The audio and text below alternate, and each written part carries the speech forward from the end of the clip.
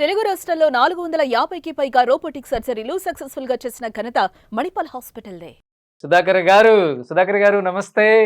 నమస్తే అండి. సో వస్తూ ఉంటే యూట్యూబ్ లో ఒక్కసారిగా యూట్యూబ్ లో సరదాగా మీ మంచి నవ్వించిన కామెడీ బిట్స్ అన్ని చూసుకుంటూ వచ్చాను సార్. నవ్వుకోలేక చచ్చిపోతున్నాం ఇప్పటికి కూడా. అంత బాగా నవ్వించారు తెలుగు ప్రేక్షకుల్ని. కొన్ని వందల సినిమాలు, దాదాపు 40 సంవత్సరాల జర్నీ. ఎలా అనిపిస్తుంది బ్యాక్ వెళ్ళి చూసుకుంటే? సుధాకర్ అనే ఒక వ్యక్తి ఒక చిన్న ఊర్లో పుట్టి చెన్నై వెళ్ళి కష్టపడి మళ్ళీ అక్కడ ఒక స్టార్ గా ఎదిగి మళ్ళీ హైదరాబాద్ వచ్చి ఇక్కడ ఒక స్టార్ గా ఎదిగి ఈ జర్నీ అంతా ఎలా అనిపిస్తుంది సార్? మీరు ఇంటర్వ్యూస్ చాలా తక్కువ కాబట్టి ఈరోజు మీ గురించి తెలుసుకోవాలి అందరం. సంతోషంగా ఉంటుంది. ఫస్ట్ నేను ఫిల్మ్ ఇన్స్టిట్యూట్ చేశాను.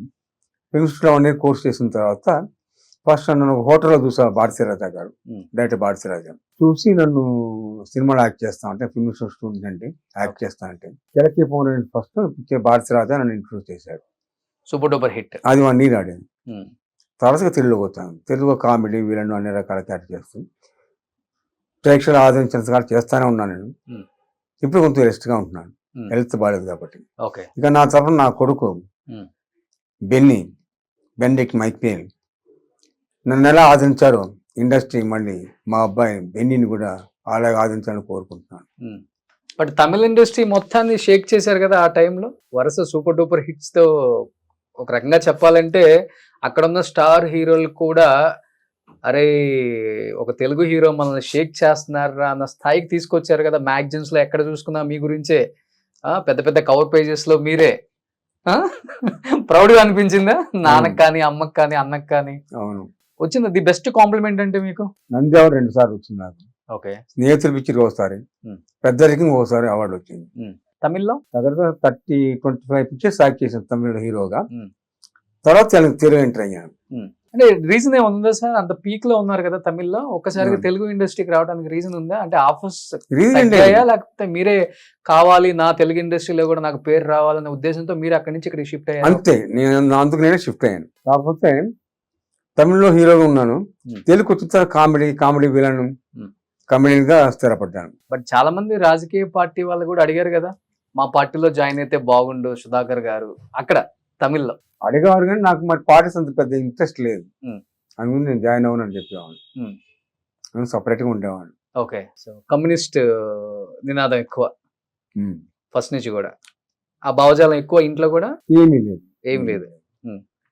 సో పాలిటిక్స్ ఇంట్రెస్ట్ ఉండదు అంతే? ఇంట్రెస్ట్ లేదు. జాయిన్ అని అడిగారు, కాకపోతే నాకు పెద్ద ఇంట్రెస్ట్ లేదండి. పాలిటిక్స్ పెద్ద ఇంట్రెస్ట్ లేదు నాకు.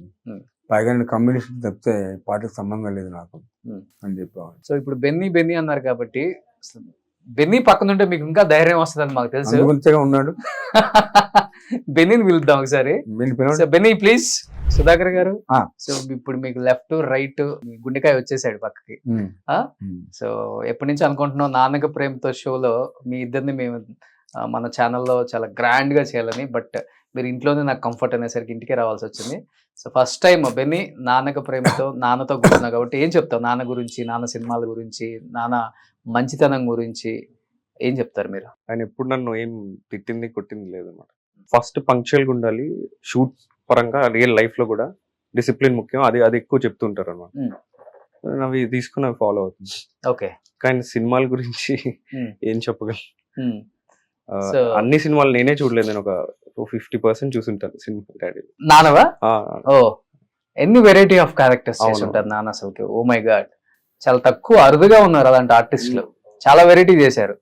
విలన్ లో కామెడీ చేశారు, సీరియస్ విలన్ చేశారు. మజ్ను చూసుకుంటే అన్ని రకాల వేరియేషన్స్ చూపించగలరు. బట్ సుధాకర్ గారు పెళ్ళైన చాలా ఇయర్స్ తర్వాత బెన్నీ పుట్టాడు కదా. ఇంకా పిల్లలు పుడతారో లేదా అన్న టైంలో బాబు పుట్టినప్పుడు మీ ఫస్ట్ ఫీలింగ్ ఏంటి, మీది కానీ మేడంది కానీ? చాలా ఆనందపడ్డాను, సంతోషపడ్డాను. అపోలో హాస్పిటల్లో బెన్నీ పుట్టాడు, బాగా సెలబ్రేట్ చేసి హోటల్లోనే హాస్పిటల్లోనే అపోలో హాస్పిటల్ అందరికి స్వీట్స్ పంచాము, అందరికి గిఫ్ట్లు ఇచ్చాను. ఆ విధంగా జరిగింది. ఏ సినిమా అప్పుడు పుట్టాడు బెన్నీ? మావిడ కలెక్టర్. మావిడ కలెక్టర్. ఓకే జగత్ బాబు హీరో అప్పుడు. ఓకే మరి చెన్నైలో ఉన్నారా మీరు? లేదు, గుర్తున్నాయా ఏమన్నా? నేను పుట్టిన 1 year కి వచ్చారు హైదరాబాద్ కి. నాకు తమిళ్ కూడా రాదు. ఇండస్ట్రీ షిఫ్ట్ అయిపోయింది అప్పుడు. అవునవును, తమిళ్ రాదా నీకు? నాకు రాదు. అరే నాన్న తమిళ్లో ఎంత పెద్ద స్టార్ హీరో, తమిళ్ నేర్చుకోకపోతే ఎట్లా నువ్వు? అంటే నేను తమిళ సినిమా చూస్తూ ఉంటాడు ఇప్పుడు కూడా. అంటే నేను పుట్టిన 1 year తర్వాత వచ్చాను కాబట్టి తమిళ్ రాదు.